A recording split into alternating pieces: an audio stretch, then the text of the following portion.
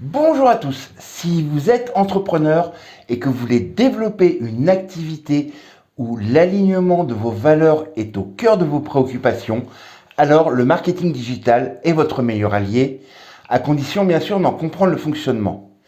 Je m'appelle Geoffrey et au quotidien, j'accompagne les entrepreneurs dans la mise en place d'une stratégie marketing dans laquelle la relation humaine est au cœur des préoccupations. Car oui, derrière chaque entrepreneur, il y a un petit cœur qui bat.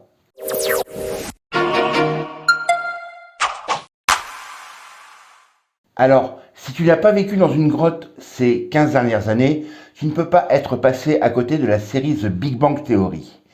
Et aujourd'hui, on va voir deux personnages au sein de cette série qui, à mon avis, sont excellents au niveau du marketing. Mais prenons d'abord la série dans sa globalité. On ne peut pas retenir l'attention de milliers de personnes pendant 12 ans à raison de 24 épisodes par année sans créer une ambiance, sans raconter une histoire, sans créer des personnages auxquels les gens peuvent et veulent s'identifier. Et ça, c'est une chose très intéressante. Les séries sont des marqueurs de notre société, de notre mode de pensée, de notre mode de réaction. Et il est toujours intéressant de regarder une série pour se divertir, mais également de voir comment cette série traduit les habitudes de consommation, les comportements dans notre société. Et dans cette série, il y a deux personnages qui, du point de vue du marketing, sont très intéressants parce que même si leur parcours semble diamétralement opposé et la résultante de leur vie au bout des 12 saisons est complètement différente, eh bien il y a des similarités avec ce que tu dois appliquer dans ta stratégie marketing. Le premier personnage dont je vais parler, c'est Penny, incarnée par l'actrice Kaley Cuoco, est une actrice qui ne trouve pas de cachet à faire, qui s'est résignée à devenir serveuse au Cheesecake Factory, faute de décrocher des contrats et de réaliser son rêve. Parallèlement à ça, Penny sort toujours avec le même genre d'hommes, à savoir des hommes sur lesquels elle se sent attirée par le physique, mais qui ne lui correspondent pas.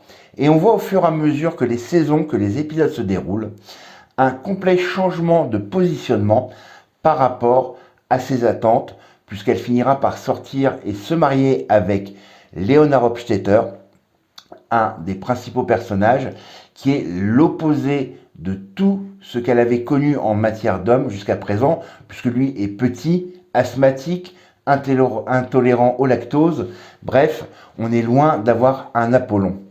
Mais finalement, plutôt que de s'obstiner dans l'échec, à un moment de la série, Penny fait une analyse, un bilan de sa vie, et c'est comme ça qu'elle se met à vouloir sortir avec Léonard, parce qu'effectivement, il ne correspond pas au type d'homme avec lequel elle a l'habitude de sortir, et qui l'amène sans arrêt d'échec en échec.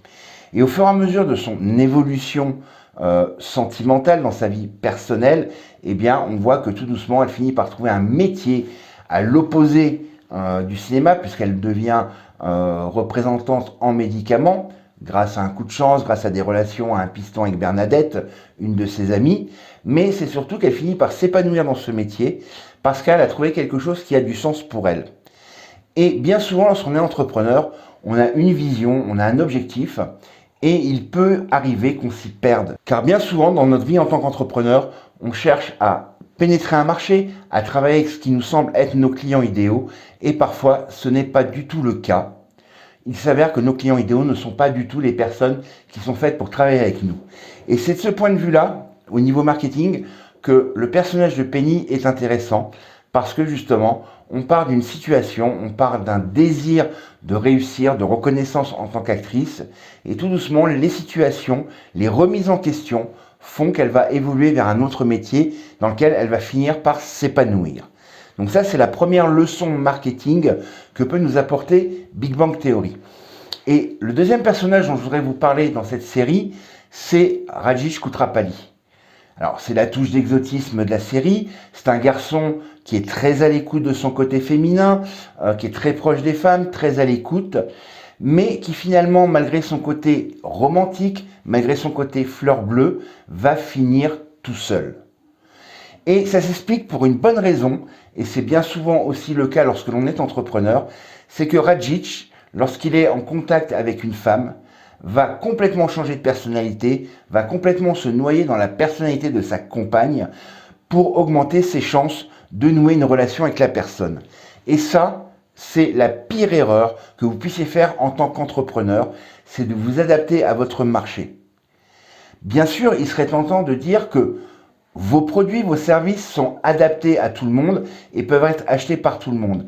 Mais l'essentiel, ce n'est pas de vendre ce que vous avez à vendre à tout le monde, mais de trouver, au travers de stratégies marketing, les bonnes personnes à qui proposer votre produit ou votre service. Et du point de vue marketing, Raj est intéressant parce que justement, en commettant cette erreur de vouloir absolument plaire à tout le monde, et notamment à ses conquêtes féminines, eh bien, il finit par se retrouver tout seul. Et c'est un danger lorsque l'on est entrepreneur de ne pas être authentique, de ne pas être soi-même, alors que tous ses camarades, hommes ou femmes, ont fini par trouver l'amour, quel que soit leur caractère, quels que soient leurs défauts, ils sont restés authentiques, ils sont restés eux-mêmes et ont trouvé une compagne. Eh bien, lui, à la fin des 12 saisons, malgré d'innombrables conquêtes, eh bien, se retrouve tout seul. Voilà, c'est ce que je voulais partager avec vous au travers de cette vidéo un petit peu hors série, parce que on pourrait ne pas voir le rapport entre une série télévisée et le marketing digital, mais comme je l'ai dit, les séries, les films sont le reflet d'aspiration de notre société, et il est toujours bon, de temps à autre, lorsqu'une série rencontre un grand succès, lorsqu'un film cartonne au box-office, de se poser des questions, de savoir quels sont les leviers marketing qui ont été utilisés et quelles sont les leçons que toi, en tant qu'entrepreneur, tu peux en tirer et appliquer dans ton activité pour la développer. Cette vidéo est terminée. Comme d'habitude, si ce n'est pas le cas, je t'invite à t'abonner à la chaîne en cliquant sur le bouton s'abonner, à cliquer sur la cloche pour recevoir les notifications dès qu'une nouvelle vidéo sort sur la chaîne. Quant à nous, on se retrouve bien sûr la semaine prochaine, même jour, même heure, même chaîne, pour un nouveau contenu.